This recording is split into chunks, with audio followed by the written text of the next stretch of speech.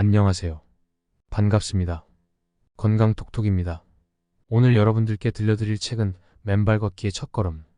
지은이 박동창 출판사는 국일미디어입니다. 구독, 좋아요, 알림 설정 부탁드립니다. 프롤로그. 풋풋한 첫사랑과 같은 책. 내가 맨발 걷기의 그 한없는 즐거움을 알게 된 것은 지금으로부터 22년 전인 2001년 봄 폴란드 바르샤바의 카바티 숲에서부터다. 나는 맨발 걷기의 경이로움과 맨발 걷기로 인해 건강이 증진되는 놀라움을 직접 경험했다. 그리고 그 기쁨을 혼자서만 간직할 수 없었다. 그 비밀을 혼자 향유하기에는 맨발 걷기의 의미와 효과가 너무나 크고 심오하였다. 더욱이 당시에는 아무리 뒤져봐도 맨발 걷기의 효능을 전달하는 미디어 기록을 세상에서 찾을 수 없었다. 이에 나는 직접 나서서 하루라도 빨리 다른 사람들에게 맨발 걷기를 알려야 한다는 소명의식에 사로잡히게 되었다. 맨발 걷기 이후 각종 콜레스테롤 수치와 간 기능 수치가 개선되었음을 확인하였고, 이는 그간 내가 직접 맨발로 걸으며 체감한 결과 그대로 일치하는 것이었다. 이 책은 맨발 걷기에 관한 우리나라는 물론 세계 최초의 이론서이자 실무서가 되었다. 이 책을 본 많은 독자들은 부족하나마 맨발 걷기의 효능을 확인할 수 있었고 맨발로 걷는 즐거움에 공감할 수 있었다. 지난 2022년 9월에는 더욱더 기적 같은 일이 일어났다.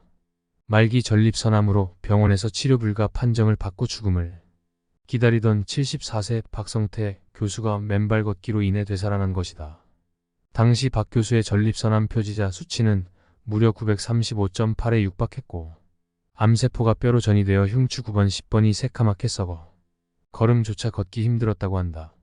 나의 저서 맨발로 걸어라를 읽게 된 박 교수는 치유의 가능성을 확신한 후 남양주 자택 뒤에 있는 금대산을 맨발로 걸었다고 한다. 그러자 그의 몸 상태는 하루하루 호전되기 시작했다. 그리고 맨발 걷기를 실천한 지 2개월 만에 그는 말기 전립선암이 깨끗이 완치되었다는 판정을 받았다. 그의 전립선암 표지자 수치는 0.058로 내려갔고 흉추에 까맣게 전이된 암세포들은 모두 소멸되어 하얗게 재생되어 있었다. 내가 운영하는 단체인 맨발 걷기 시민운동본부는 2023년을 전국민 맨발 걷기의 원년으로 선포했고, 매월 셋째 주 토요일을 온 국민 맨발 걷기의 날로 지정하였다. 사실 맨발 걷기 시민운동본부는 하루 3끼 밥을 먹듯이 매일 3회 이상씩 맨발 걷기를 할 것을 권장한다. 그러나 적어도 한 달에 1회는 전 국민이 맨발로 땅을 밟고 건강한 삶을 되찾길 바라는 마음에서 온 국민 맨발 걷기의 날을 지정한 것이다. 수년 전 텔레비전을 보던 나는 맨발로 청계산을 오르내리는 노인이 이야기를 우연히 접하게 되었다.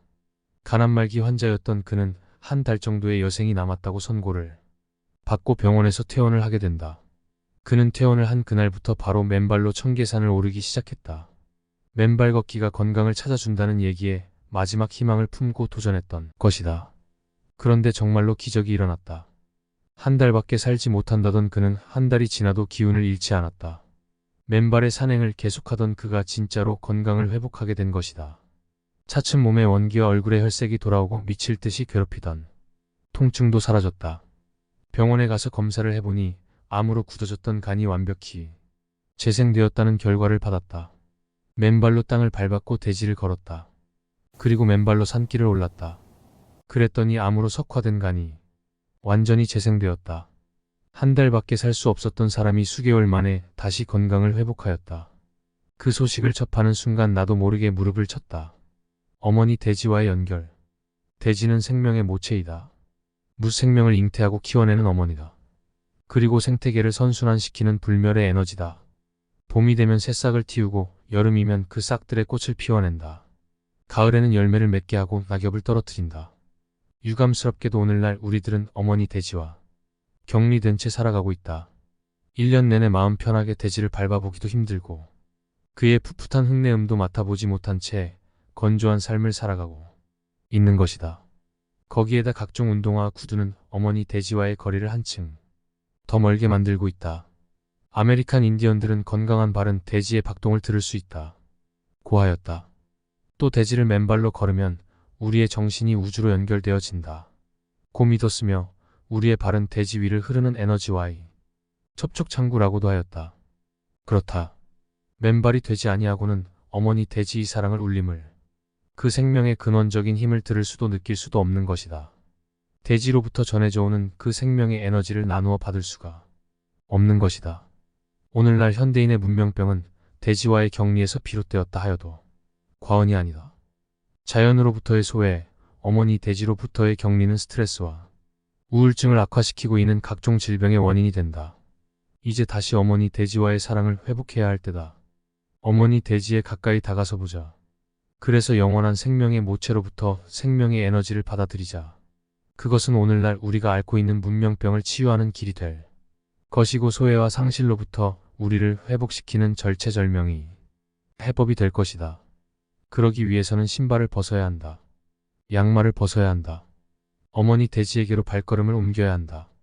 맨발은 대지의 에너지를 흡수하기 시작할 것이다. 맨발로 대지의 맥박 소리를 듣고 어머니 대지로부터 전해지는 사랑을 받아들여라. 어머니 대지는 우리들로부터 아무것도 원치 않는다. 다만 우리들이 따뜻한 맨발로 자신의 품에 안겨오기만 바랄 뿐이다. 맨발 걷기 실천 방법. 매일 얼마나 걸어야 하는가? 맨발 걷기는 건강한 삶을 영위하기 위해 기본적으로 필요한 몸짓이다. 따라서 그것은 삶의 일부분이 되어야 하고 가능한 최대의 시간이 거기 투자되어야 한다. 할 수만 있다면 삶 전체가 맨발이 되도록 말이다. 맨발 걷기를 통해 사유하고 맨발 걷기를 통해 살아있음을 확인하는 것, 그것이 바로 내가 생각하는 가장 이상적인 삶이다. 그래서 매일 어느 정도를 걸어야 하는가? 라는 물음은 어찌 보면 부질없는 것이 되고 만다. 걷기 운동의 관점에서는 하루에 최소한 1시간 이상, 또 7,000보 이상 걷기를 권장하고 있다. 히포크라테스도 걷는 것이 인간에 있어서 최고의 보약이라고 하면서 건강하기 위해서는 매일 식후에 집 주위를 걸어야 한다고 말했다.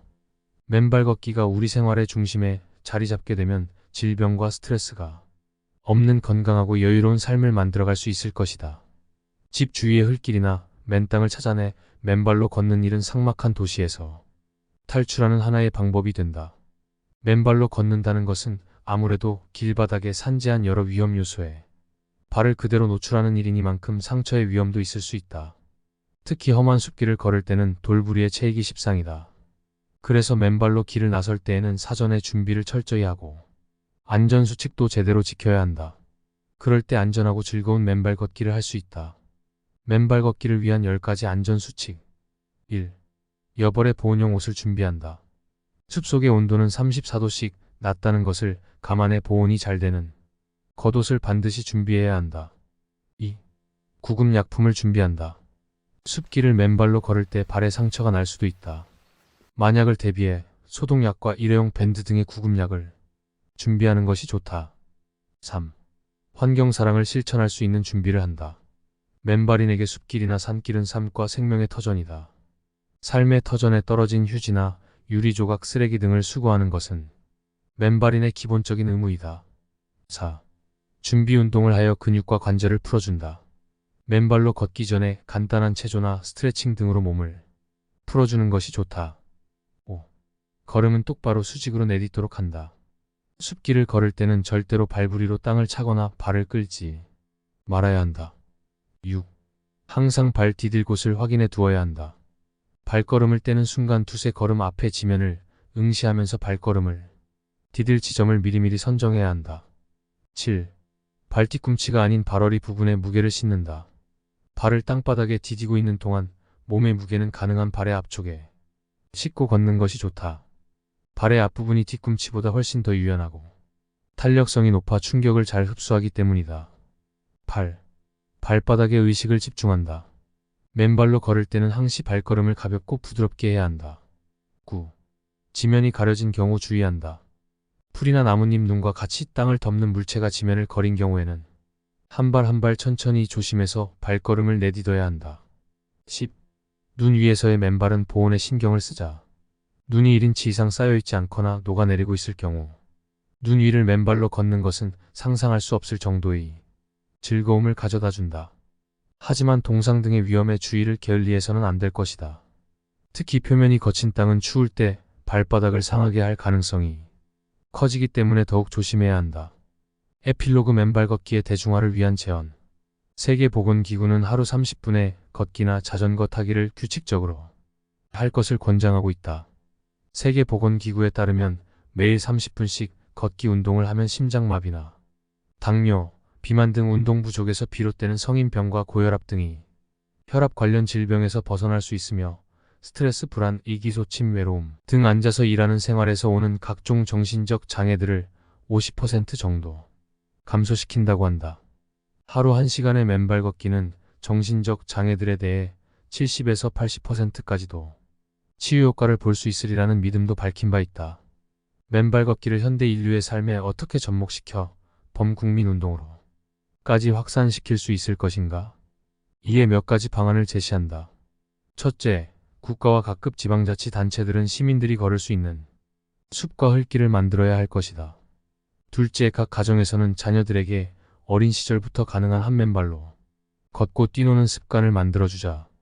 셋째, 각급 학교에서는 학생들이 실내화 대신 가능한 맨발로 생활할 수 있도록 지도하자.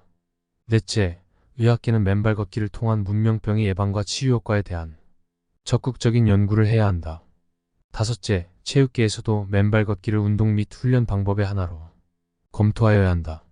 지금까지 맨발 걷기 첫걸음이었습니다. 끝까지 시청해주셔서 감사합니다.